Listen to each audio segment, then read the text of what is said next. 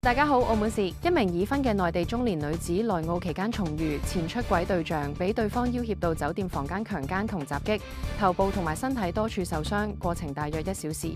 事後，女事主向一齊來澳嘅親家姐求助，並且報案。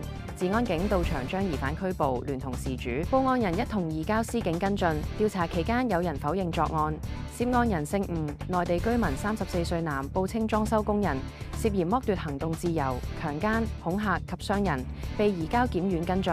司警前日上晝約11點接獲治安警轉介跟進案件。女事主表示，舊年11月同吳某喺內地夜場相識，並發展成性伴侶關係。隨後發現對方有極強控制欲，所以喺今年2月要求斷絕來往，但係仍然被對方一直糾纏，直至前日凌晨5時幾，事主與家姐一齊喺新口岸區某酒店餐廳重遇吳某。期間吳某要求事主前往自己租住嘅酒店房間，否則向佢丈夫同埋家人公開兩人關係。女事主擔心東窗事發，獨自跟隨吳某到酒店房間，期間被對方強姦，暗中向家姐求救嘅時候被發現。吳某一怒之下用房內嘅玻璃煙灰盅擊向女事主頭部，並以充電線勒頸，導致女事主頭破血流。由於女事主受傷同苦苦哀求，二人不阻女事主求救。女事主當日清晨6點許喺家姐協助下報案，最終由治安警同埋消防救出。治安警當場截獲疑犯之後轉交司警跟進。經檢查，女事主頭部受傷，身上多處受傷。